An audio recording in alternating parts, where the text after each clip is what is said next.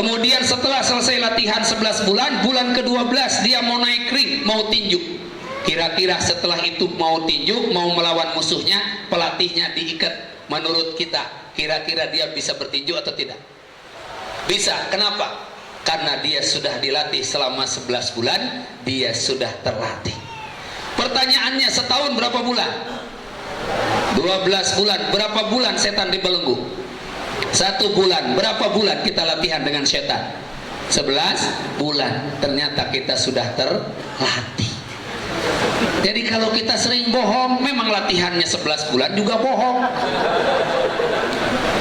Kalau kita tidak jujur, memang latihannya 11 bulan juga tidak jujur. Artinya Ramadan bagi kita harusnya menjadi satu nilai untuk apa? Menuju perubahan yang lebih baik. Istilahnya ada ulet bulu. Mas, senang sama ulet bulu, Mas? Orang marketing tuh biasanya lain ceritanya. Seneng, Mas? Jawabannya susah nih. Seneng, Mas? Seneng ya, Mas ya? Wah, ini salah bertanya gitu. Seneng, Mas? Seneng? Oh, subhanallah. Ini satu di antara yang lain. Mas dari Thailand ya? Iya, karena di Thailand itu ulet bulu digoreng, Pak. Karena vitaminnya tinggi, proteinnya. Ibu-ibu senang sama ulet bulu? Tidak. Jijik? Jijik. Takut? Banyak orang yang tidak suka terhadap ulet bulu karena jijik, takut, atau bahkan geli terhadap ulet bulu. Tapi lihat ulet bulu itu ketika dia masuk ke dalam sebuah kepompong.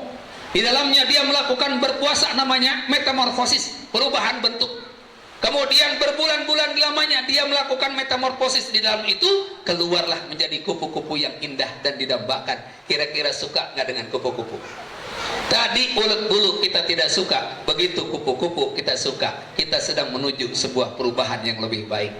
Masuk bulan Ramadan kita banyak dosa. Ibadahnya juga sayang, maaf ya, ibadahnya juga telat-telat. Halo? Halo?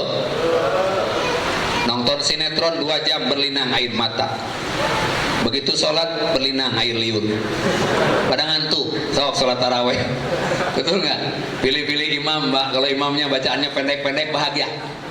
Kalau imam bacaannya panjang-panjang, ada itu bunyi. Ada orang lagi ruku, imamnya ruku bunyi di belakang. Kenapa aham? Supaya imamnya segera untuk berdiri. Kalau imam baca kulhu di belakang dia mangap. Kata imam kulhu Allahu ahad, ikut mangap di belakang. Allahu somad. Tapi begitu imam baca Yasin paling stres, kata imam Yasin, hatinya ngomel. Pasti lama. Padahal imam cuma 1 ayat. Yasin, Allahu Akbar. Padahal imam cuma 1 ayat. Ini kita nih masalah ibadah aja begitu. Ibadah bolong-bolong, bahkan punten, ibadahnya juga sering sekali nunggak kepada Allah. Sering nunggak kita itu. Lagi nonton sinetron, terdengar azan, dimatikan tidak TV-nya? Tidak, nunggu belum iklan. Nanti begitu iklan lari ke kamar mandi, ambil wudhu, beres wudhu, nong nih, mulai lagi, duduk lagi. Terus kapan sholatnya? Nih ada satu cerita yang luar biasa. Judulnya Aki-Aki Gila. Nggak apa-apa yang bikin judul kan saya. Aki-aki ini jam 10 malam masuk masjid. Sampai di masjid dia nyalakan sound system, dia azan. Allah, aki-aki azan. Bagaimana keadaan masyarakat lingkungan sekitar tidak kaget begitu mendengar aki azan. Kemudian Pak RT keluar, Pak RW keluar, semua orang keluar. Dia memburu menuju masjid, berkumpul dekat masjid. Dia datang ke masjid itu. Begitu sampai di masjid, si Aki ini baru selesai matikan sound system. Dia keluar dari masjid, nongol di pintu. Pak RT nunjuk, Aki, sudah gila apa? Ini jam berapa? Si Aki dengan tenang nengok ke jam 10. Iya, masa jam 10 malam azan? Apakah Aki sudah gila? Si Aki dengan tenang menjawab, semua dengerin. Tadi waktu Isya, Aki juga azan. Nggak ada yang datang. Aki azan sendiri, komat sendiri. Aki juga imam sendiri. Sekarang Aki jam 10 azan, semuanya datang. Siapa yang gila? Ayo. Tuh, begitu itu. Jadi artinya banyak di antara kita senantiasa melalaikan perintah itu. Sholatnya sering telat. Kehidupannya mungkin juga maaf, terbatas di bulan Ramadan. Yuk kita romad, kita bakar dosa-dosa itu. Bulan Ramadan sekarang alhamdulillah selalu menantikan waktu-waktu sholat, terutama waktu maghrib. Hanya itu saja. Kalau waktu subuh kepotong ngantuk sedikit gitu. Kalau waktu isya agak ada sedikit. Kenapa? Karena segala dimakan. Kalau maghrib itu insya Allah waktu favorit. Dan selama 1 tahun hanya 1 bulan menunggu waktu itu favorit. Di mobil aja tumben itu nyetel radio itu supaya ajannya cepetan. Kan begitu. Di rumah aja begitu. Coba kalau di rumah, so masuk ke rumah nunggu, mah jam berapa mah? Masih setengah 6 Pak. Setengah 6. Perasaan udah maghrib ya? Belum, mah tenang aja. Mulai lagi. Nanya lagi, mah jam berapa Pak? Kurang 1/4 Pak. Sebentar lagi nih. Kumpul-kumpul, ada kurma, ya. Ada sirup di situ, ada cendol, ada dodol, gegetuk, comro, ongol-ongol dan sebagainya. Zikirnya juga beda. Biasanya subhanallah walhamdulillah wala ilaha illallah wallahu akbar. Ini enggak, cendol dulu, gegetuk dulu, comro dulu, kolak dulu. Kan begitu. Ngaku aja ngaku. Saking banyaknya variasi susah mau makan mana dulu. Kan begitu. Itulah kita. Makanya di dalam bulan Ramadan, masuk dalam Ramadan, kita meromad diri bagaikan kepompong. Kita melakukan metamorfosis, keluar ghufirallahu ma taqaddama min dambihi, diampuni dosanya oleh Allah dari dosa-dosa sebelumnya. Subhanallah. Tawaduk, rendah hati, insyaallah. Ya. 2. Huruf yang kedua dalam takwa adalah qaf, artinya qanaah, merasa cukup dengan apa yang Allah berikan kepada kita. Dari pagi sampai sore kita menahan diri haus dan lapar. Begitu sampai maghrib itu diajarkan oleh Allah qanaah, merasa cukup. Setelah kita kumpulkan makanan, 1 teguk air teh manis saja sudah mengenyangkan perut kita. Inilah namanya qanaah, merasa cukup. Artinya 1, pandai-pandailah bersyukur dalam kehidupan dunia ini. Syukur ada 2. 1, menikmati yang ada dan tidak pusing dengan yang tidak ada. Yang kedua, tidak membandingkan nikmat yang ada dengan nikmat yang Allah berikan kepada orang lain. Kalau kita mampu bersyukur, yuk lihat. Seperti kita misalnya, nikmati yang ada, rumah, ngontrak, nikmati saja. Tidak dinikmati juga tetap ngontrak. Ada orang ngontrak mikirin rumah mewah, ya pusing kepalanya. Mah, kapan kita pindahnya? Kenapa Pak? Kita masih ngontrak mulu. Iya ya. Jadi enak tuh rumah. Kenapa? Yang dipikirin rumah yang lain. Kenapa? Karena semakin kita tidak bersyukur terhadap apa yang Allah berikan, semakin sulit kita menikmati hidup. Lihat istri kita, kalau sebelum nikah, saya di dunia ini tidak ada yang cantik kecuali engkau. Begitu sudah nikah, sayang, ternyata di dunia ini semuanya cantik kecuali engkau. Kan begitu. Banyak pembanding. Kayaknya harus minum Pocari Sweat tiap hari nih ya, supaya konsentrasinya jelas. Lihat istri itu harus jadi istri beneran. Makanya saya anjurkanlah kepada bapak ya, istri cukup 1 aja ya. 1 di Bogor, 1 di Jakarta, 1 di Bandung. Ini mah tidak ada pesan sponsor katanya. Jadi artinya apa? Yuk kita qanaah, merasa cukup. Syukur, menikmati yang ada dan tidak pusing dengan yang tidak ada. Kunci perubahan dalam diri adalah ketika melihat sesuatu itu menjadi nikmat. Saudara kerja di sini, jangan pernah membandingkan pekerjaan dengan di tempat lain. Semakin membandingkan semakin capek. Saudara keluar dari sini, ada perusahaan itu datang, teman kita, gaji kamu berapa? Sekian. Panik lihat gaji orang. Ayo aja, semakin hari semakin stres. Kalau saudara tidak menikmati di sini, capek. Makanya saya sarankan saudara kerja di sini, nikmati apapun keadaannya, nikmati. Kenapa? Karena ini jalan rezeki dari Allah dari tempat ini. Makin memusingkan saudara rezeki di sini, makin capek. Setiap waktu pasti beban saudara meningkat. Sekarang mau bagaimana saudara berinovasi supaya saudara bisa meningkat prestasinya, kemudian Allah melihat ini wajar untuk dinaikkan grade-nya, dinaikkan pangkatnya, dinaikkan kedudukannya. Karena itulah, karena Allah bekerjanya, bukan karena hanya tok gaji. Kalau saudara bekerja hanya mendapatkan gaji, bagaimana kalau meninggal sebelum gajian? Kan itu masalah. Makanya saudara bekerja karena Allah, tenang. Pagi jam 8 masuk, jam berapa masuk pas ini? Jam 8, setengah 8 sudah nangkring. Kayak Ustadz, namanya Ustadz Dadang, diundang setengah 5 hadir, jam setengah 3 sudah datang. Iya, di sana nungguin 2:30 Pak saya. Nggak ada yang nyuguhin lagi. Ya Allah. Iya. 2:30 udah datang, duduk di situ. Pokari sweat ada di situ di kulkas. Tapi kedip aja liatnya juga. Mau diambil nggak boleh ya. Mau diminum lagi puasa, tapi insya Allah dibekelin kayaknya ya. Nah mudah-mudahan. Nggak berharap sih, tapi ya keterlaluan kalau nggak. Artinya ini sebuah perubahan. Saudara pahami, kalau saudara kerja di sini nikmati, ini akan indah suasananya. Melihat teman kita ada salah, saudara jangan memperpanjang masalah. Kenapa? Kita ini satu tubuh. Kalau satu orang rusak, semuanya akan ke bawah rusak. Gara-gara satu orang karyawan di sini bermasalah dengan orang kampung, pasti orang kampung ngomong, tuh lihat karyawan Pokari, begitu semua. Kan begitu, padahal hanya satu orang yang bermasalah. Gara-gara saudara sedekah satu orang saja, subhanallah, itu karyawan Pokari mah baik-baik. Kemarin ada yang sedekah sama saya. Yang berapa orang? Satu. Tapi semuanya ke bawah. Artinya ini perubahan. Kalau saudara mampu berbuat baik, berbuat saja. Jangan menuntut orang lain berbuat baik kepada kita. Lebih baik kita saja yang berbuat baik kepada orang lain. Biarkanlah Allah yang mencatatnya. Nanti Allah kasih kemuliaan lewat bentuk yang lain. Saudara kalau mampu menolong orang, tolong. Tapi ingat, menolong orang juga harus perlu sesuatu yang istilahnya apa? Memprediksi kebaikan. Contoh, ada seorang pemuda gagah. Dia naik angkot. Begitu di lampu merah berhenti, dia lihat kakek-kakek tua pakai kacamata, pakai tongkat. Wah, dia mikir, ini kakek-kakek pasti mau nyebrang. Dia berbaik sangka.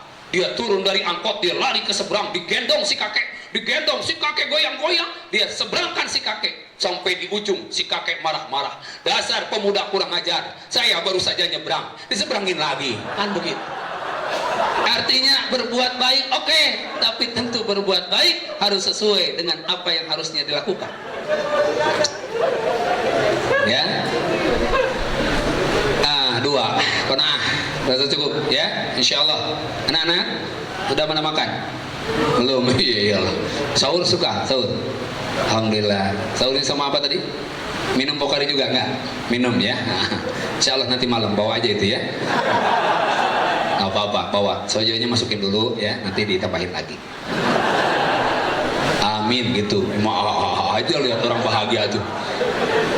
Yang ketiga, ulub takwa yang ketiga adalah wow. Artinya waro, hati-hati. Ada hak orang lain dalam diri kita, keluarkan segera. Zakat keluarkan, sedekah keluarkan, infak keluarkan. Untuk apa? Menjaga kehati-hatian dalam kehidupan kita. Zakat berapa persen? Coba saya ingin serempak jawabannya, ingin malas-malas ini sebelum buka ini ya. Zakat berapa persen? Kalau uangnya 1 juta berapa zakatnya? 25.000. Ringan tidak? Ringan tidak? Kalau uangnya 10 juta berapa zakatnya? 250.000. Ringan 250.000? Ringan, mulai nahan. Kalau uangnya 100 juta 2,5 juta ringan? Kalau uangnya 1 miliar 25 juta ringan? Ringan saja karena duitnya juga belum ada. Kita mah kadang baru mikir saja udah pelit. Malam-malam ketemu istrinya, mama sayang ada apa? Besok insya Allah papa dapat hadiah, bonusnya cukup besar. Ini mama bisa beli motor. Asik, alhamdulillah pak. Beliin motor bapak buat mama ya? Iya sayang, nanti papa beliin motor. Tapi ingat ya mah ya, nanti kalau motor udah dibeli, kalau tetangga pinjam kasih ya. Oh nggak ada, papa jangan begitu. Ini kan motor mama. Kasih aja mah, kasihan tetangga kan jauh ke pasarnya. Gak bisa, papa jangan ngatur-ngatur. Ini motor mama, nanti kalau rusak gimana? Memang motornya mana? Belum ada. Motor belum ada, baru direncanakan, sudah pelit. Banyak orang pelit sebelum kaya. Itu saja sebetulnya masalahnya. Baru mikir aja udah pelit kita itu. Betul nggak? Inilah sebetulnya masalahnya. Kita tidak warok, tidak hati-hati, padahal rezeki mah dijamin oleh Allah. Yang paling penting, mampukah rezeki yang kita miliki ini dijadikan jalan untuk berbuat baik kepada orang lain. Namanya terima kasih, terima dari Allah, kasih kepada sesama manusia. Terima lagi, kasih lagi. Terima lagi, kasih lagi. Kalau saya punya uang 1 miliar sekarang, saya bagikan kepada saudara, ya, karena duitnya juga belum ada. Aman saja kita bagi-bagi. Tentu itu masalahnya. Jadi hati-hati. Kenapa? Kalau seandainya kita pelit mengeluarkan harta itu, bisa jadi Allah ambil dengan bentuk yang lain. Saudara mau mengeluarkan zakat tidak jadi, Allah ambil dengan bentuk yang lain. Dari sini naik motor memang aman, motornya anyar, motor baru, tapi begitu masuk ke sana ada tukang becak lagi parkir, kita lupa ngeremnya, jedut ketabrak, ringsek becaknya, minta ganti, keluar duit. Hak itu harusnya mungkin dikeluarkan, diambil oleh tukang becak. Atau memang tidak kena musibah, anak masuk rumah sakit, keluar duit. Semua bisa keluar. Kan kita lihat tuh kalau wajah-wajah ini nih, kalau infak nih punten ya Pak ya. Kan yang di mana-mana sekarang macet, mau ke Sukabumi macet, lewat Cihideung macet, kemana-mana macet. Yang paling lancar cuma satu ya Pak Ustadz ya, di masjid itu, keropak waktu Jumatan, itu paling lancar itu. Saya jarang stopannya itu, jarang mangkal kalau itu tuh. Iya lancar gitu ya. Kadang ada yang ngantuk gitu, gitu. Itu luar biasa. Sekali ada orang nyetop, diambil tuh duit, tutupin lubangnya kalau 2.000. Begitu dia ngeluarin 20.000 bunyi ada ehemnya. Apalagi 100.000 dia nyengol temennya, ada apa? Susah masukinnya. Iya ada duitnya 100.000. Makin gede sedekahnya biasanya makin ingin terlihat oleh orang lain. Tapi yang perlu dipahami, innamal a'malu bin niat. Sesungguhnya setiap amal itu tergantung niat. Seseorang punya niat, kalau dia tancapkan dalam hatinya, dituntun oleh Allah itu niat menjadi amal soleh. Seorang pemuda duduk dengerin ceramah di masjid, lagi duduk begini, tahu-tahu keropak amal datang. Di sini disebutnya apa? Keropak, Mas? Hah? Keropak apa? Kotak amal, pokoknya model begitulah ya. Begitu datang, diambil duit di sakunya. Begitu diambil duit, ada 100.000, 50.000, 20.000, 5.000, 1.000. Kira-kira mana yang ditarik? 1.000. Dia dengan mesranya ditarikin 1.000. Tutupin yang lainnya, dimasukin ke keropak. Beres keropak akan digeser, ada yang nepuk dari belakang. Dek. Ditengok kakek-kakek tua ngasih 100.000. Diambil tuh duit, dimasukin ke kotak.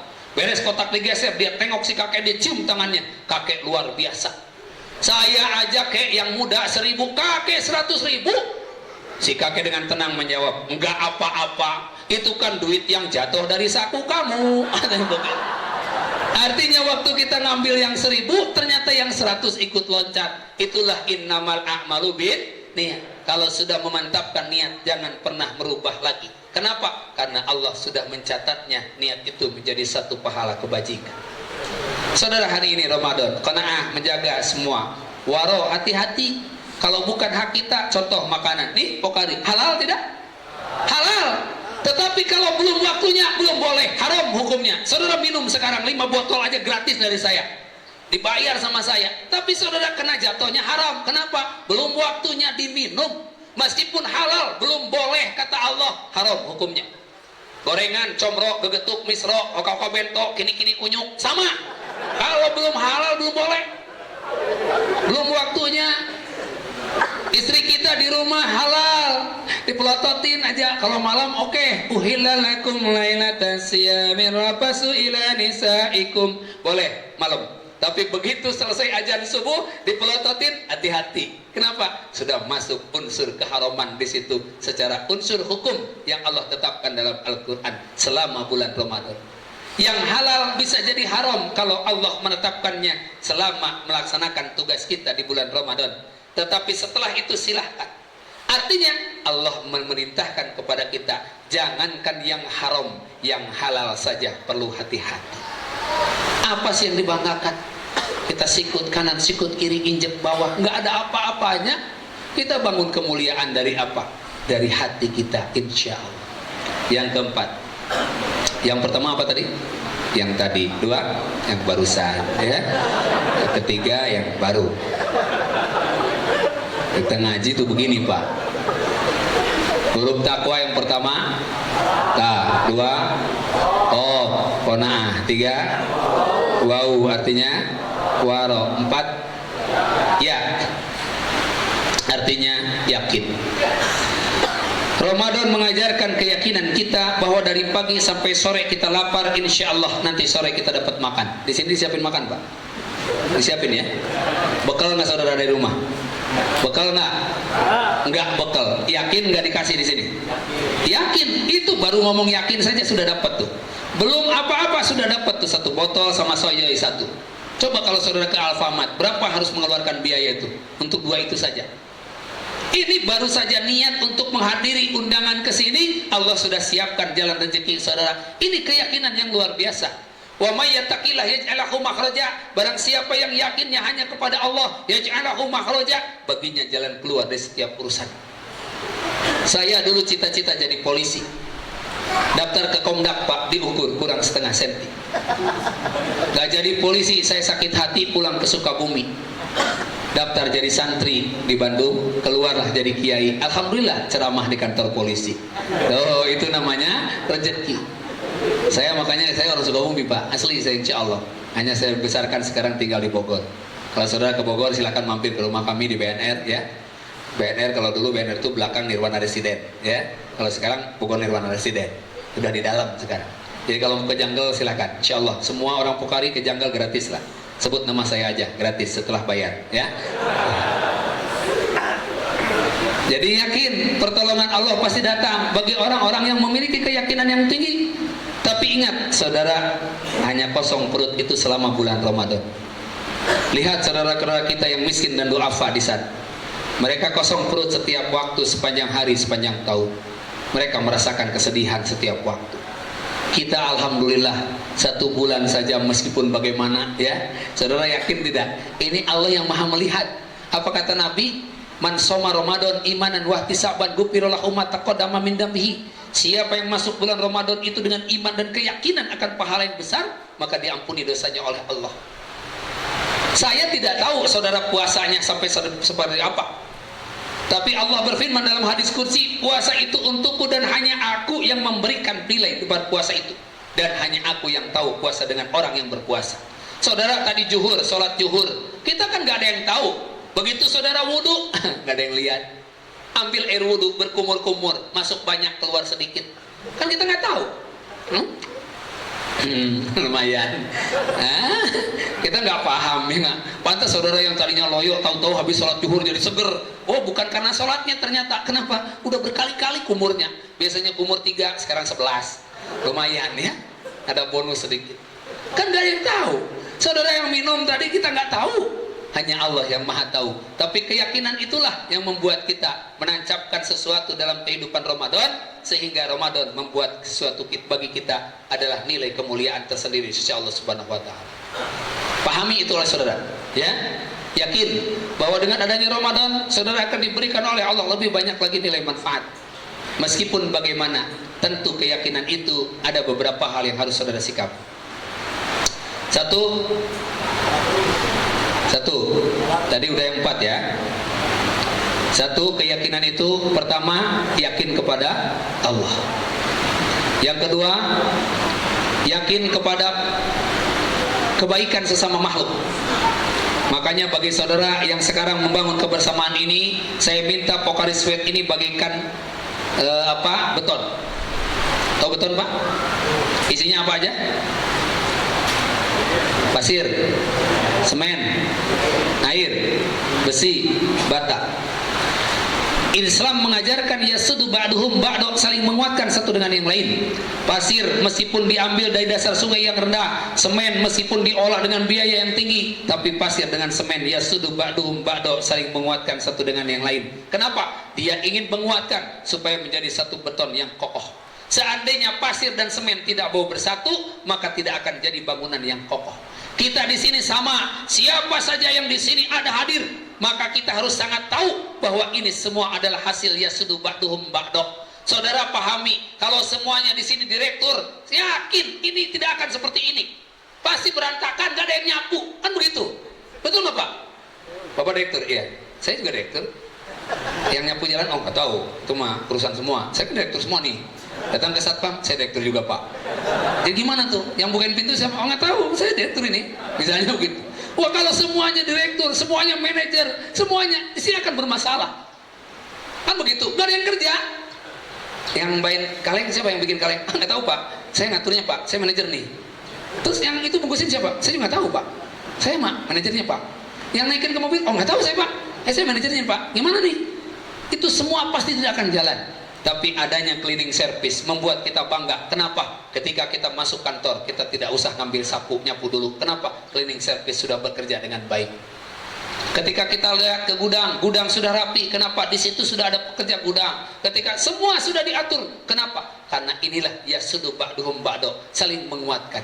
Satu dengan yang lain saling menguatkan, maka tidak ada nilai yang paling tinggi di sini kecuali nilai kebersamaan untuk menuju sesuatu yang lebih baik. Kalau saudara saling membutuhkan, gampang. Dengan tetangga saling membutuhkan, ya Pak Lurah. Dengan tetangga saling membutuhkan. Kalau tetangga susah, kita dukung. Kesusahannya kita dukung, gitu ya. Kalau kita tetangga salah ngomong saya. Kalau saudara tetangganya susah, kita bantu maksudnya. Kalau tetangganya mendapat kebahagiaan, kita dukung. Kalau saudara tidak mau bekerja sama dengan tetangga, masalah. Suatu waktu saudara diberi oleh Allah karunia yang lebih besar dengan rumah yang mewah, bentengnya tinggi, kemudian saudara lupa terhadap tetangga. Hati-hati, suatu waktu saudara akan meninggal dunia. Kalau saudara tidak kenal tetangga, nanti begitu meninggal dunia, saudara akan hidup sendiri. Saudara akan mandi sendiri, saudara akan pakai kain kafan sendiri, saudara akan menyelatkan sendiri, nanti masuk liang lahat pun sendirian. Artinya apa? Ini butuh orang lain. Karena butuh orang lain, ya sudu ba'duhum ba'do, itu harus saling menguatkan satu dengan yang lain. Hilangkanlah di antara kita saling kedengkian satu dengan yang lain. Kalau sudah melihat wajah orang lain, wajah tetangga, wajah saudara, wajah sesama pekerja, yang dilihat adalah kebahagiaan, bukan saling dengki, saling caci, saling hina, saling fitnah. Muncullah dengki. Apa itu dengki? Dengki apa? Dengki. Dengki apa Pak? Icep. Dengki itu SMS. Senang melihat orang lain susah, susah melihat orang lain senang. Itu dengki. Saudaranya naik pangkat ngomongin, dia enak naik pangkat, kita enak lihat dia. Terus kita kapan naik pangkat? Saudaranya naik dapat bonus, diomongin. Dia enak dapat bonus, kita enak lihat dia. Ini banyak kejanggalan dalam hidup ini. Kenapa? Karena terlalu sering memperhatikan kesalahan orang lain sehingga dia lupa memperhatikan kesalahan dirinya sendiri. Makanya di bulan Ramadan merupakan bulan introspeksi. Yang ketiga, kita yakin dengan sesama ini bahwa kita saling membutuhkan, salah satunya anak dan orang tua. Ini mungkin yang terakhir. Jam berapa sekarang, Mas? Masih lama. Oh, 2 tahun lagi ya. Alhamdulillah. Saya khawatirnya kayak kemarin begitu mangap Pak Ustadz azan. Jadi langsung azan saya tuh. Saya kemarin ceramah di Bupati Bogor. Begitu mau mangap Pak Ustadz azan katanya. Oh, baru aja mangap azan. Karena alhamdulillah Pak, kalau di sana dengan di sini berbeda Pak. Di sini luar biasa tepat waktu ya. Saya tidak membicarakan apapun, tapi di sini kalau diundang 3:30 semuanya udah hadir.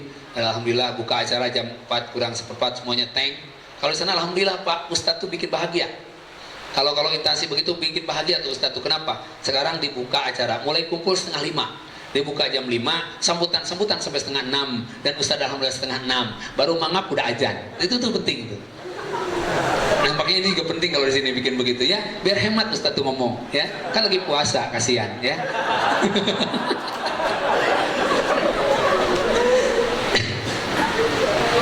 Titip pesan saya di bulan Ramadan ini, bagaimana kita menyayangi orang tua.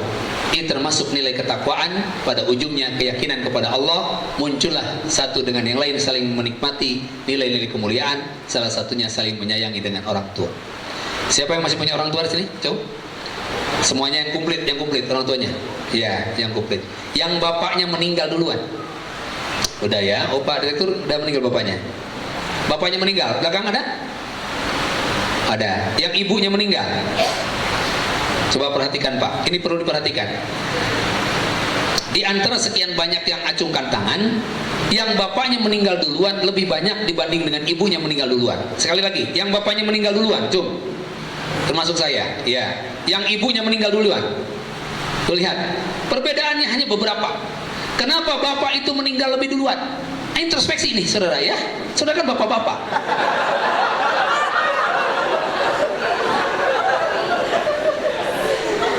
Saya harus sampaikan pesan moral ini. Kenapa? Karena ternyata benar Pak. Satu, laki-laki itu emosional, lebih banyak emosinya dibanding akal pikiran yang sehatnya, sehingga makin banyak emosi makin tertarik urat sarafnya, kemudian setelah itu dia stroke, setelah stroke dia meninggal. Itu kuncinya tuh. Hati-hati saudara, kan begitu ya. Makanya kalau laki-laki kurang syukur repot pak. Mau sahur nggak ada apa-apa, melotot sama istrinya. Mau sahur aja melotot dulu. Mang ada apa-apa nih mah? Maaf pak, nggak masak hari ini. Kenapa? Hah? Mau makan aja harus marah. Padahal nikmati aja yang ada. Kalau nggak ada, am aja apa aja di situ. Piring mungkin dimakan. Yang kedua, laki-laki itu pertimbangannya kurang. Kenapa? Menurut ilmunya, korpus kolosum. Nah ini saya udah bahasa marketing. Korpus kolosumnya laki-laki itu lebih sedikit dibanding dengan perempuan. Mungkin ibu lebih paham ya, bisa menjelaskan. Sehingga laki-laki itu punya titik jenuhnya.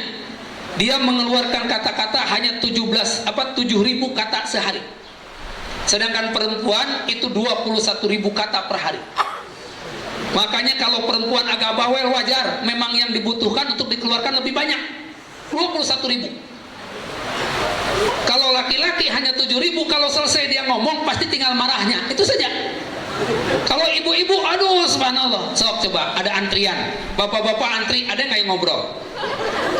Jarang. Coba ibu-ibu antri, ada? Itu tasnya itu. Halo bu, itu tasnya gede. Tasnya bu, itu tasnya kegedean. Memang kenapa bu? Kasihan ya orangnya segede gitu, tasnya lebih gede dari orangnya. Ngomong lagi sebelah, tahu nggak tuh? Tuh lihat tuh. Apa? Tuh kerudungnya miring. Yang mana? Itu yang sebelah. Ibu baru tahu kerudungnya miring. Memangnya kenapa? Orangnya juga miring. Ayo. Itu kalau ibu-ibu antri, subhanallah, begitu.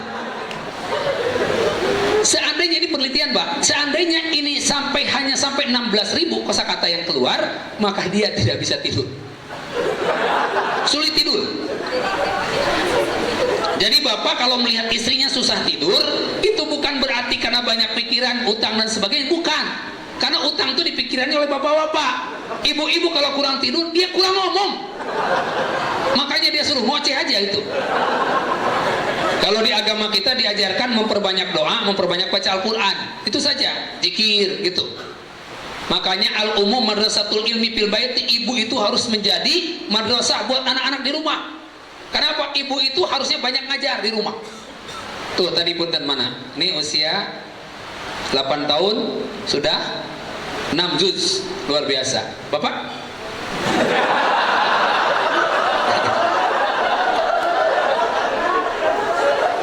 Saya hanya nunjuk, belum nanya berapa juz, belum.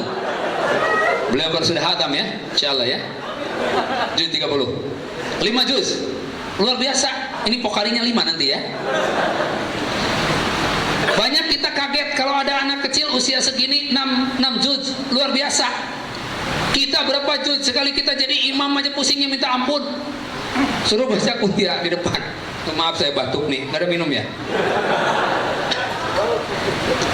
Sekali kita jadi imam baca kuliah nggak beres-beres.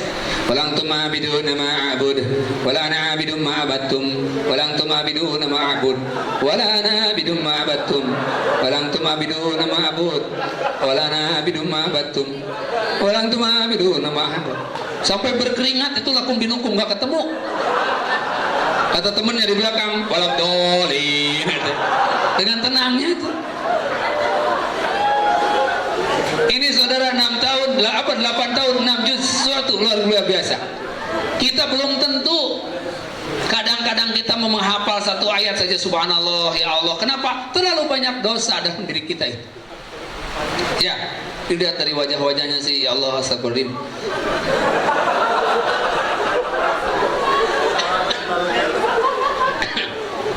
Makanya saya titip, orang tua luar biasa. Ketika anak ini belajar mampu membaca Al-Quran, menghatamkan Al-Quran, menghafalkan Al-Quran, pasti itu karena orang tua. Bapaknya sibuk, pasti ibunya itu yang berperan. Ya, betul nggak? Ibunya kan? Iya, ibunya lah. Udah ngaku aja ibunya. Bapak ini sekali suruh baca sok tabat yada abilah abiu, wa tabat yada abilah abiu, wa tabat yada. Apalagi bapaknya begitu. Nanti suruh jadi imam pada depan, satu-satu suruh satu-satu tuh imam. Kadang-kadang punten ya Pak, ini kan kalau saudara jadi imam di masjid tuh dilihat wajah. Kalau kita udah baris-baris begitu, dilihat wajahnya. Yang ada janggutnya ditunjuk, Pak, depan Pak. Oh, Bapak aja? Enggak, Bapak aja. Enggak Bapak aja, didorong-dorong. Kenapa saya Pak? Janggotan. Itu gara-gara janggot. Dulu saya pernah dikurung ini habis janggot Pak, karena setiap ke mall pasti suruh jadi imam. Alhamdulillah kalau sekarang mau pakai janggot mau nggak juga tahu Pak Ustadz datang suruh jadi imam dah gitu. Alhamdulillah. Tapi dah baca alam nasroh juga orang nggak tahu, dari dulu juga begitu aja. Ya, jadi artinya pemahaman orang tua.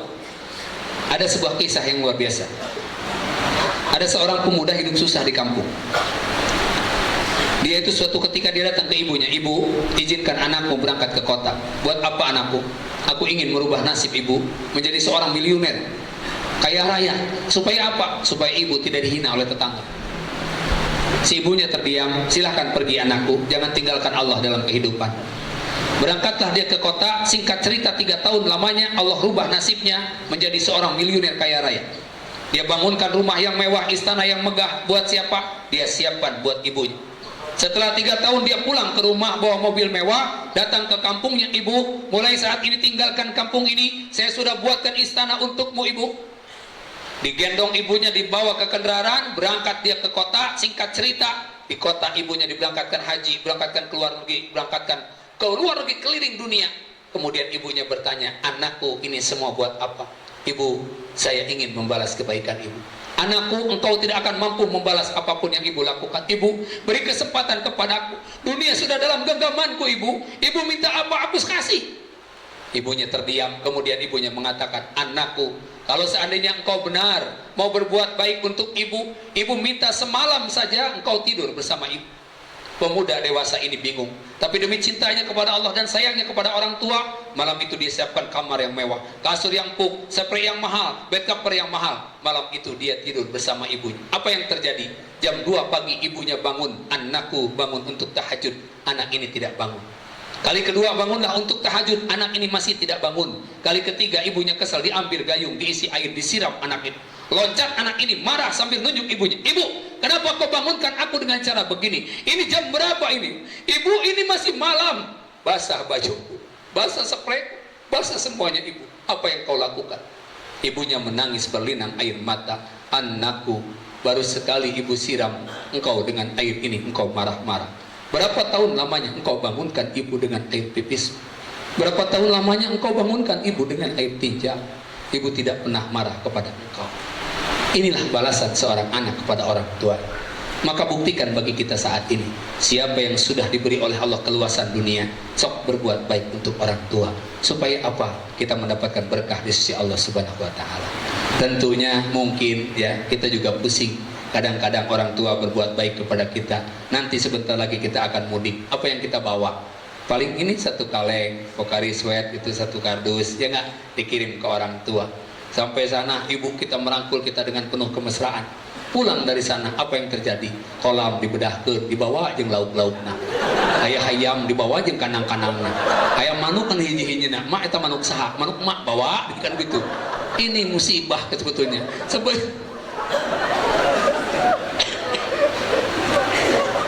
Sebetulnya mudik itu musibah buat orang tua. Karena dari sini hanya bawa 1 kaleng, pulangnya segala diangkut. Saya mah yakin lah itu mudik. Besok coba saudara esok sekarang mudik Pak, nanti di tempat kami di sana di Ratohid ya Mas. Itu kalau mudik itu diberi waktu kan mudik Pak. Nanti tiap kampung itu harus membawa makanan oleh-oleh masing-masing. Jadi dari Jawa Timur bawa lanting, bawa ini, kemudian kumpul dalam satu waktu, disimpan di atas meja, dijajarkan Pak. Jadi halal bihalal itu semua makanan tradisional itu ada. Mungkin bisa jadi di sini ya. Tapi kalau semuanya orang Bogor repot juga, semua bawa talus gitu ya. Kan kalau pulangnya keluar kota itu begitu bawa oleh-oleh, dia bawa ke sini misalnya 1 mangkok, satu bungkus, dikumpulkan di sini, dijadikan satu penganan bersama. Subhanallah, begitu halal bihalal, semua makanan-makanan yang berbeda khas daerah masing-masing. Oh luar biasa, indahnya kebersamaan, insya Allah. Bapak dan Ibu hadirin sekalian, tentu sebentar lagi kita akan memasuki azan maghrib, dan hari ini hari ke-13. Saya yakin saudara udah 13 juz yang dibaca Al-Quran insya Allah ya. Ya, kalau tidak dibaca mungkin di pelototan cucinya hukul ya begitu. Ya saudara buka 13 gitu ya. Besok dibuka lagi 14 gitu ya. Kan kita memang udah ilmu singkat sekarang. Dibuka jilidnya aja sudah hatam semuanya insya Allah itu ya. Jadi insya Allah jilid 13 ini satu pesan dari saya ada beberapa hal. Satu, perbanyak zikir dan istighfar di bulan Ramadan. Yang kedua, memperbanyak doa karena ternyata di antara 4 ayat yang tadi dibaca, satu dari mulai ya ayyuhallazina amanu kutiba alaikumusiyam, perintah saum. Yang kedua ayat ma'duda, perintah saum. Yang ketiga sahrul ramadana, perintah saum. Tapi ayat 186 mengingatkan kita wa idza sa'alaka ibadi anni fa inni qarib ujibu da'wata da'i idza da'an falyastajibuli wal yu'minu bi la'allahum yarsudun. Satu ayat di tengah, setelah itu ditutup dengan uhillal lakum lailatas siyam. Satu ayat itu apa yang terjadi? Kita harus dibanyakan doa dalam kehidupan bulan Ramadan. Sebagaimana Rasulullah SAW bersabda, ada 3 orang yang doanya dijabah. Yang pertama, dakwatul walad alal waladi, doa orang tua kepada anak. Yang kedua, dakwatus shaim, doa orang yang sedang melaksanakan saum. Dan yang ketiga, dakwatul musafir, doa yang dalam perjalanan. Maka dari itu 3 doa ini salah satunya doa orang dalam keadaan saum. Kita sama-sama berdoa nanti mudah-mudahan saum kita diterima oleh Allah Subhanahu wa taala. Bapak dan Ibu hadirin sekalian, itu saja, mungkin ada 2-3 menit lagi ya. Kita akan melaksanakan doa. Ada bagian doa di sini? Langsung ditutup dengan doa. Kita muhasabah bersama insyaallah ya. Astagfirullah. Astagfirullah minal khotoya. Astagfirullah Rabbal baraya. Astagfirullah minal khotoya. Al-Fatihah. A'udzubillahi minasyaitonir rajim. Alhamdulillahirabbil alamin. Iyyaka na'budu wa iyyaka nasta'in. Shiratal ladzina an'amta 'alaihim. Allahumma salli wa sallim ala sayyidina Muhammad wa alihi washabihi ajma'in. Alhamdulillahi rabbil alamin. Ya hayyul ya qayyum bi rahmatika nastaghits. Ya hanan ya manan ya dal jalali wal ikram. Ya mujib ya mujib ya mujib. Ya Allah, ampuni dosa kami ya Allah. Jadikan pertemuan yang singkat ini penuh manfaat di jalan. Jadikan pertemuan ini penuh dengan ridho-Mu ya Allah.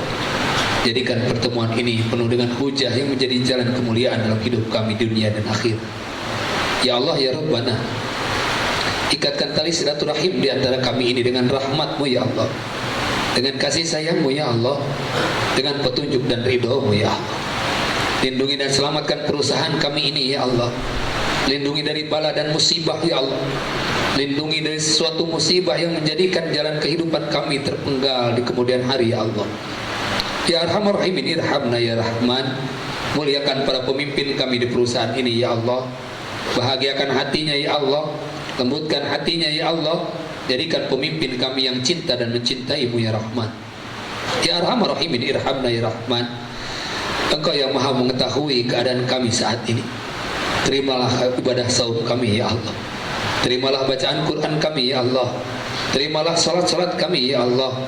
Terimalah ruku kami. Terimalah sujud kami ya Allah. Dan jadikanlah apa yang kami lakukan ada dalam ridho. Ya Arhamar Rahimin, irhamna ya Rahman. Tolonglah kami ya Allah. Sempurnakanlah perjalanan hidup kami ini dengan amal soleh di jalan-Mu ya Allah. Tuntun kami agar senantiasa berbuat baik di jalan-Mu ya Allah. Jauhkanlah kami dari sesuatu yang menyesatkan dalam hidup kami ya Arhamar Rahimin. Ya Allah ya Rabbuna, tolonglah kami ya Allah. Jadikan saudara kami yang hadir di tempat ini menjadi hamba-hamba-Mu yang soleh dan soleha. Jadikan keluarga kami keluarga yang sakinah mawadah warahmah. Jadikan anak-anak kami anak yang soleh dan soleha, anak yang menjadi jalan kemuliaan dalam kehidupan kami di dunia ini, dan menjadi penaung kehidupan kami di dunia dan akhirat ya Allah. Ya Arhamar Rahimin, irhamna. Berikanlah kepada kami kemampuan untuk terus berbuat baik dalam hidup kami ya Allah. Dan jauhilah kami dari segala sesuatu yang membuat kami dari kebusukan hidup ini ya Allah.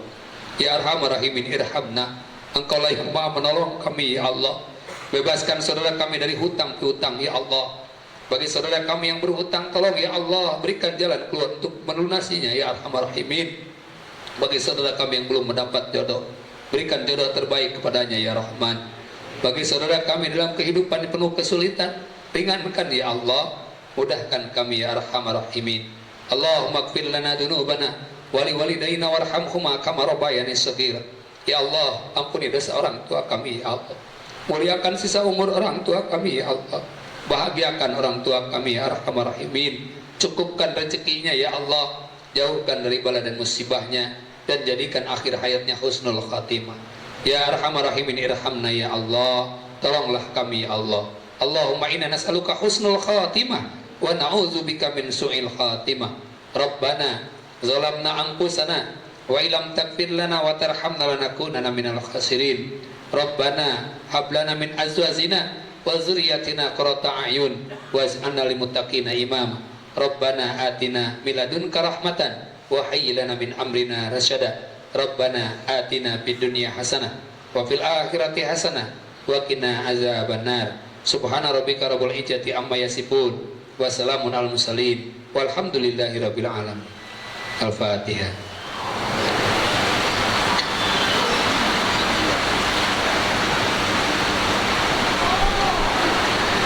Bapak dan Ibu rahimakumullah, terima kasih.